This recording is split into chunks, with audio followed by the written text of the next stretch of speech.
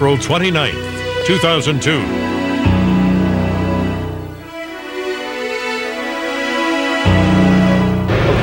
Okay. We can go? 24 hours with the Israeli army, engaged in a war of nerves with Palestinian fighters who are holed up in the Church of the Nativity. How are conditions inside now? We hope we'll be better. As the human toll mounts, the Israelis watch from above and wait. We have all our men over, all our snipers, all our vehicles ready. It's an illegal occupation! With pressure building, time has become a factor. If you had to go for a military option, how difficult would it be? I cannot talk about it. Tonight, standoff, the siege of Bethlehem. From ABC News, this is Nightline. Reporting from Bethlehem, Ted Koppel. Half the battle here is always about language. Control the language and you control the agenda. We're about to spend a night and a day with an Israeli army unit. Everyone in the military here belongs to what is known as the IDF, Israeli Defense Forces. Whatever operation a unit is engaged in, from the Israeli perspective, it is a defensive operation. Take the operational name of the war that's been underway now for the past month, Defensive Shield. We're headed for the Church of the Nativity in Bethlehem, where for almost 4 weeks now, the Israeli army has laid siege to an unknown number of Palestinian gunmen, but also priests, nuns, monks, and about 50 children and adolescents. The group within the church is under the control of Palestinian fighters. They and their allies would call them freedom fighters. Israel and its friends describe them as terrorists. Even the language identifying the location is loaded. Bethlehem sits in ancient Judea. The region is also known as the West Bank. With Israeli settlements scattered all around and the IDF controlling movement in and out of here these days, the Palestinians call it occupied territory. What you call it identifies your sympathies. Whatever you call it, what's underway here is a war. It is a war, however, with only one visible army, which enjoys an overwhelming advantage in firepower. The armor is Israeli, headed toward Bethlehem.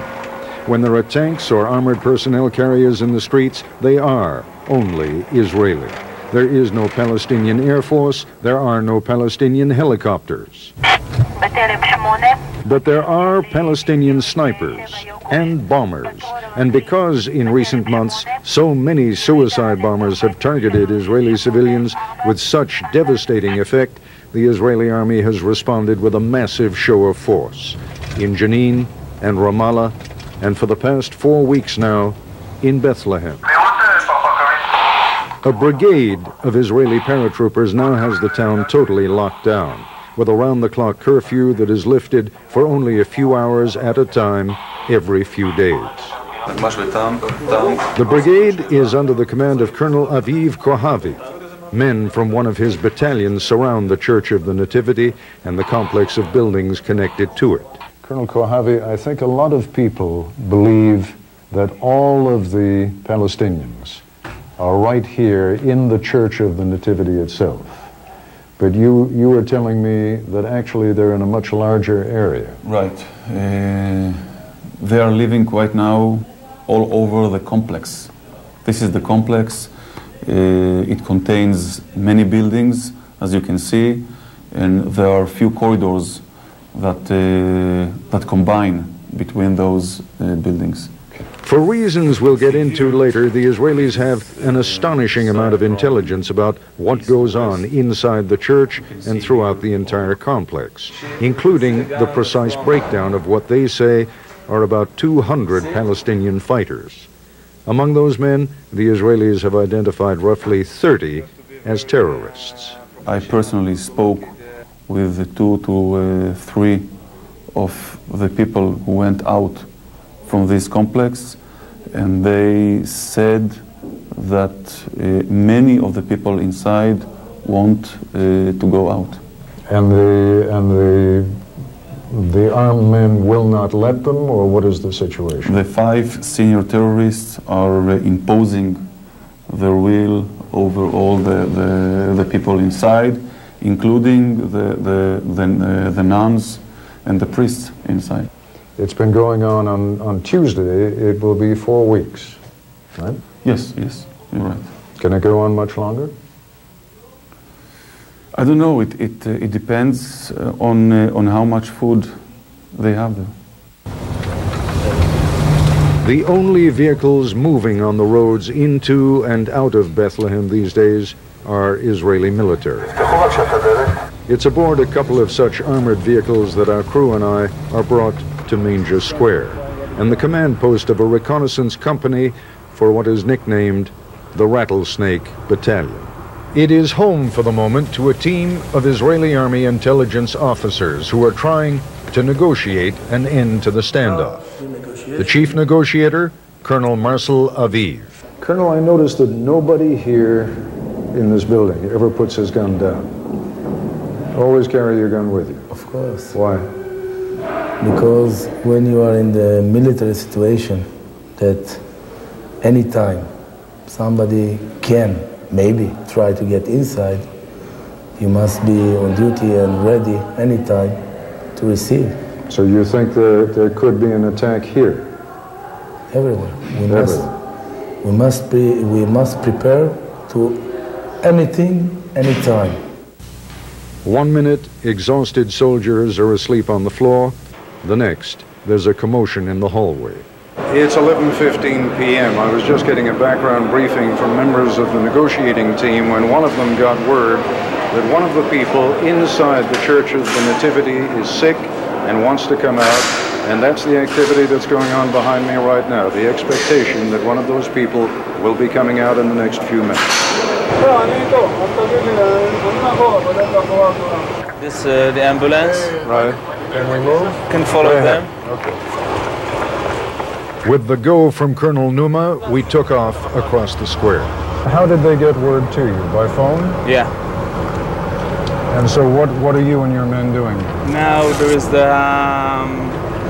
our doctors is ready to give him a treatment, but we have to be ready for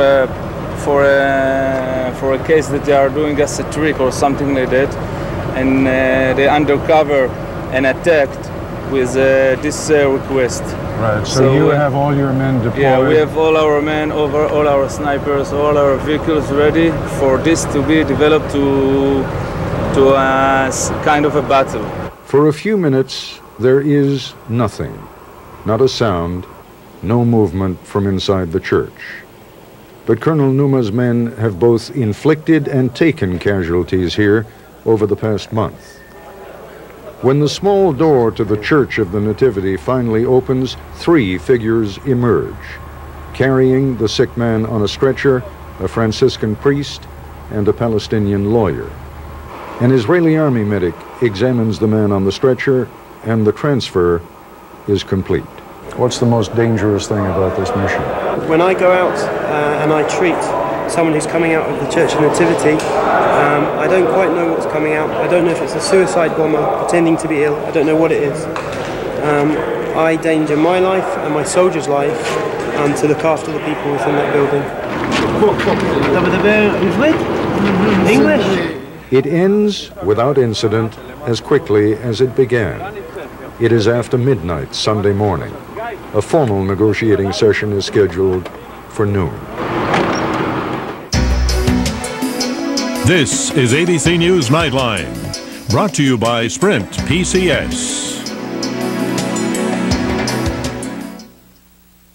I'd heard stories, but I had to see it with my own eyes. I can't send it to you till I get to the hotel tonight.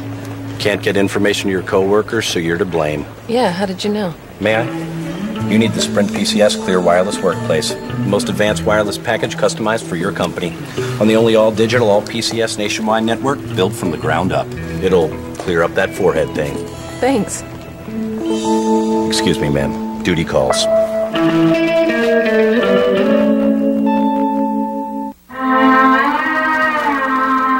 Brown loves the chase. Brown tells me exactly when our customers receive their shipments. Brown tracks down the names, and that lets me bill faster. Brown helps me shake the money tree. Brown makes my job kind of fun, in a dead serious sort of way. Get paid faster. What can Brown do for you? If only your retirement was this good. He won the Triple Crown, fathered 950, and makes millions. Tomorrow, Seattle Sleuth's still the champion on World News Tonight. At Pico, we go to great lengths for our customers. And since falling tree limbs cause most outages, when we heard of this idea, we had to take a look. The limbs don't break, the leaves don't drop, and it's tougher than steel. I give you the super tree.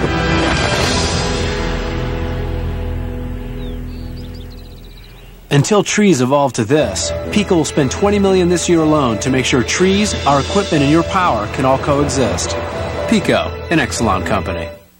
The Window Wizards guys, Harvey and Barry Goodman, agree on almost everything. Harvey, people love us because they can get Anderson windows and the Anderson quality. No, they love it because we install. We make it easy. It's the Anderson quality, those bays and patio doors. It's our professional installation. They pick it out. We put it in. Anderson quality. Installation. Anderson quality. Window Wizards, where the magic is in the savings. No deposit, no payments, and no interest for up to a year.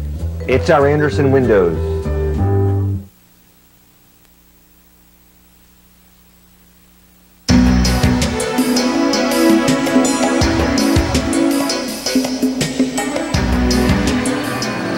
Sunday morning in Bethlehem. In a deserted manger square, you can hear and see a confusion of sounds and images that have captured much of the world's attention for the past month. A fugue of church bells and automatic weapons fire. The Israeli Army's command post established incongruously inside what used to be the Bethlehem Peace Center. Inside, a tidy, if sterile, conference room awaits 5 Palestinian negotiators. At noon, they will be seated at this table across from a team of 7 Israeli Army intelligence officers. The dozen negotiators will try yet again to resolve the standoff inside the Church of the Nativity complex. Behind the command center, soldiers are working on a video camera that is attached to the underside of a small blimp. Blimp and camera are played out at the end of a long cable tether where they float high above Manger Square. The camera sends back live video to Israeli soldiers watching a television monitor. From that position, they can zoom in or out, pan left or right, by remote control, providing a bird's-eye view of the roofs, gardens, and courtyards inside the church complex. The surveillance facility is immediately next to the negotiating room. Next to the blimp is a tall crane extending another camera and a parabolic microphone, perhaps 100 feet in the air. Other microphones and motion detectors planted by a special unit of Israeli police allow the Israeli soldiers to hear what is happening inside parts of the complex, even as the overhead cameras let them watch and videotape whatever happens outside. Colonel Ronnie Numa, commander of the paratroop battalion whose men surround the complex, takes us with him on an inspection tour. 3 days ago, one of my soldiers was shot on those windows. He's injured now, he's in the hospital. Israeli tanks and armored personnel carriers block every major intersection. Colonel Numa leads us into a nondescript apartment building that was under construction. 3 floors up is an Israeli sniper's nest. Just the day before, an Israeli sniper wounded a Palestinian suspected of booby-trapping an entrance to the church. The 2 of them tried to get out and tried to put us, they wired a bomb into one of the entrances. So we had to shoot one of them.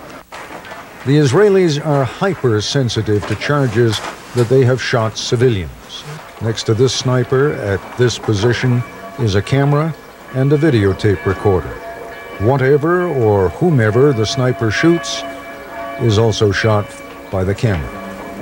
Whenever cameras, manned or remote, spot the movement of an armed Palestinian, the coordinates are instantly communicated to each sniper position. In a few seconds we can locate a target. So this is the main method that we are working here, because one man wanna run out, you're gonna see him for 2 or 3 seconds. Right. You can coordinate. They can coordinate that quickly with these snipers here. Yeah. In 2 or 3 seconds. Yeah.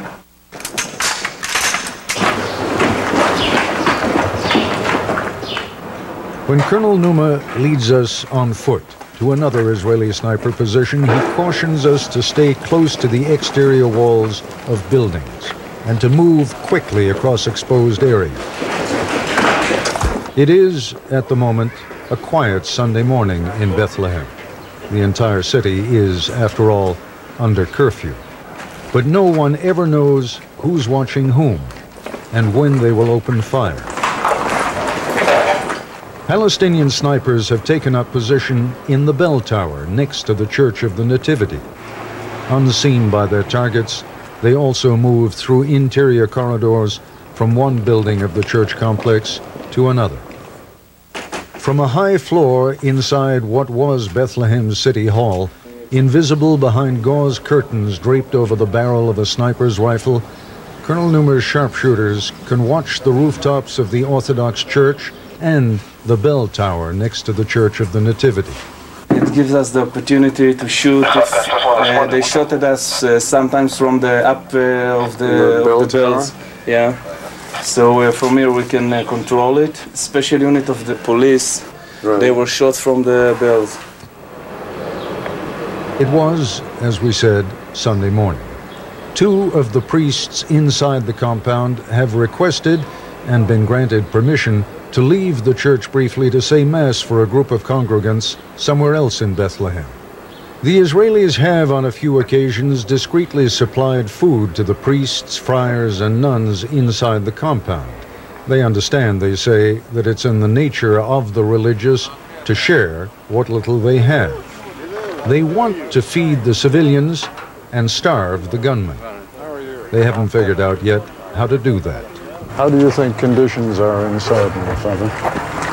We hope it will be better. We hope it will be better, he says guardedly. The negotiations that could achieve that are about to resume within the hour.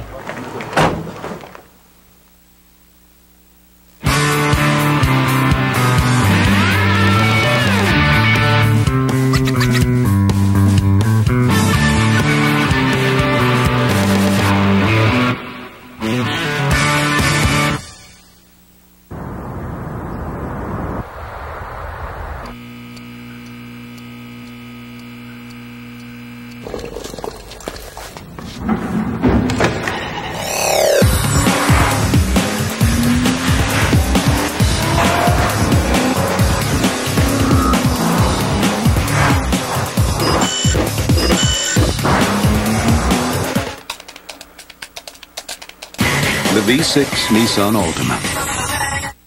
Did you know that the powerful heating medicine in Bengay increases blood flow at the site of application to help ease your aches and pains? Did you also know that Bengay's been scientifically proven to increase range of motion, decrease muscle and arthritis pain, and improve flexibility? And Ultra Strength Bengay has 3 powerful pain-relieving medicines, more than any other leading brand, and that adds up to fast, powerful pain relief. Ultra Strength Bengay, the power you want, the relief you need.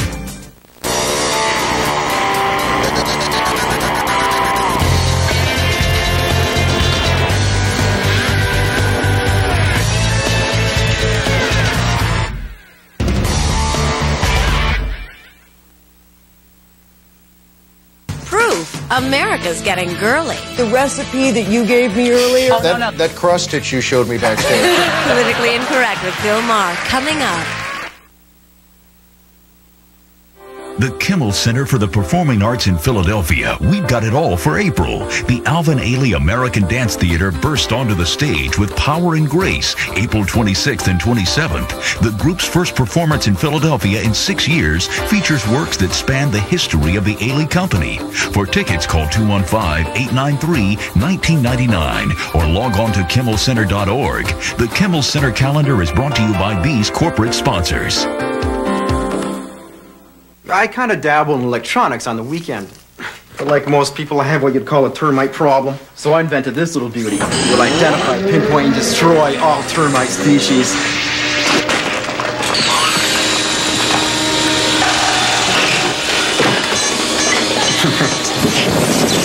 Here's a better idea. More homeowners trust the Terminex Unlimited Lifetime Protection Plan featuring Centricon. 1-800-Terminex. No bugs, no hassles.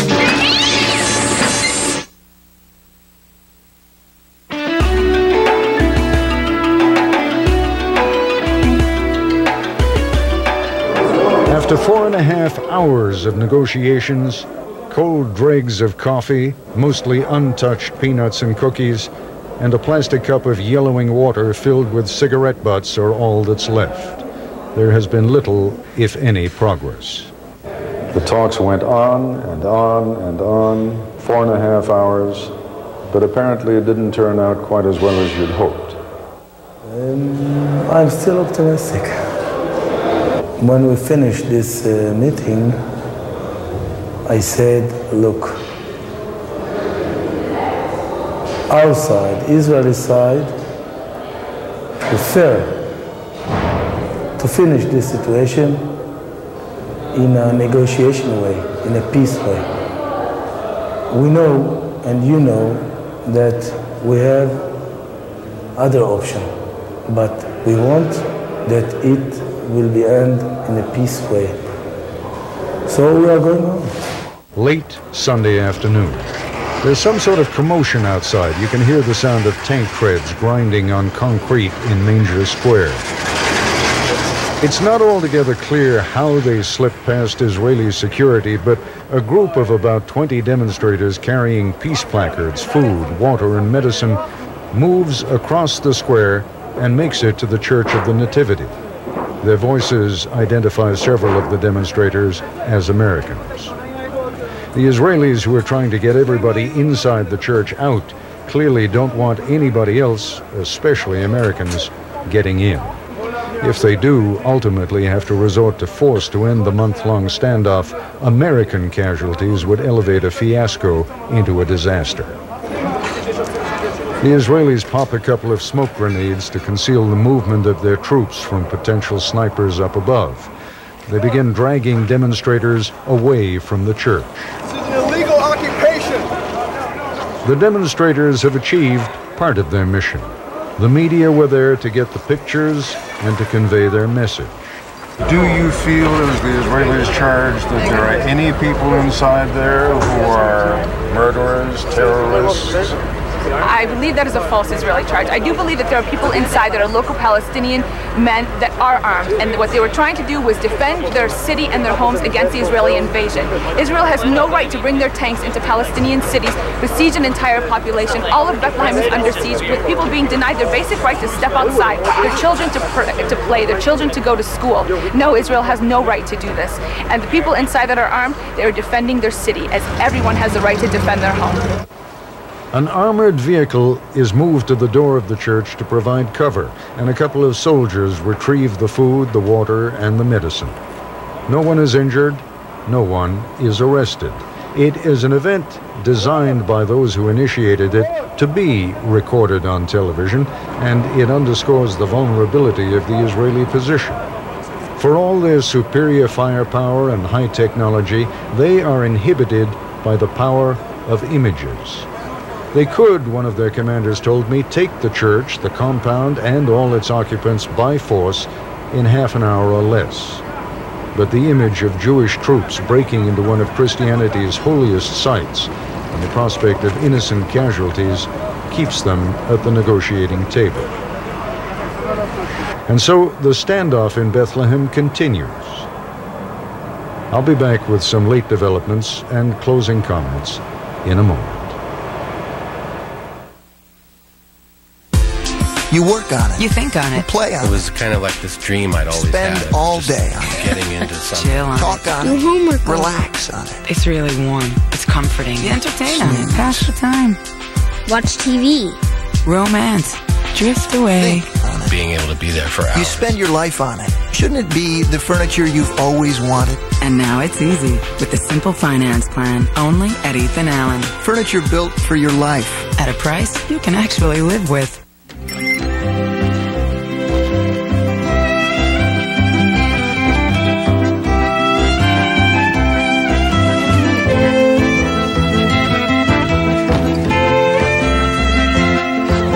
Priority mail from the U.S. Postal Service offers such low-cost shipping, you'll have enough left over to treat yourself. Spare change. Brought to you by the United States Postal Service. I gotta let go. Gotta leave this thing behind now that I found something new inside. Watch me now as I'm leaving you behind me. Realize it's time to finally let me free. Like a bird, I feel the wind blow. I know when it's time to go. Your weather is about to change. Introducing Storm Tracker 6, only on Action News. Weather technology that makes a difference. Most radar is delayed up to 15 minutes. Storm Tracker 6 is live and local. No waiting for crucial information. It's instant. Nothing warns you of severe weather faster. It's different because it's the most powerful, most sensitive live radar on the East Coast. Storm Tracker 6 cuts into the biggest storms to give you a 3D look at what's inside, with unmatched accuracy in detecting rain, hail, even dangerous winds. Plus, with automated storm tracking, Storm Tracker 6 always keeps an eye on the sky and sends out a warning if it detects severe weather. That's different. And it's backed by the AccuWeather forecast from the team you trust. Storm Tracker 6 with Dave Roberts, Cecily Tynan, and the AccuWeather team. Only on Action News. See the difference.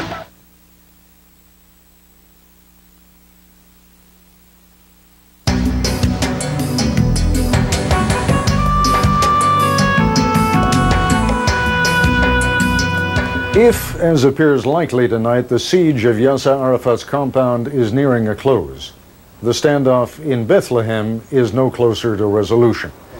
Only today, in fact, an Israeli sniper picked off and killed a Palestinian gunman who ventured into a courtyard next to the Church of the Nativity. Tomorrow, it will be exactly a month since the siege in Bethlehem began. Time would appear to be on the side of the Israelis. But if Yasser Arafat is soon free to leave Ramallah, the withdrawal of Israeli troops from that Palestinian city will happen immediately. And then Bethlehem will be the only major town on the West Bank still occupied by Israeli forces. That will make them the focus of even greater attention and the target of increasing international pressure. It is, as I said at the beginning of this broadcast, a question of language and the perceptions that language reflects. The Israelis consider at least 30 of the men inside the compound as terrorists, and 5 of them in particular as cold-blooded killers. The Palestinians regard them as nationalists and freedom fighters. That is a real void that cannot easily be bridged. Until it is, however, the world's attention will be focused on Bethlehem and the battered remnants of a larger political settlement between Palestinians and Israelis cannot even begin to be revived. That's our report for tonight. I'm Ted Koppel in Jerusalem. For all of us here at ABC News, good night.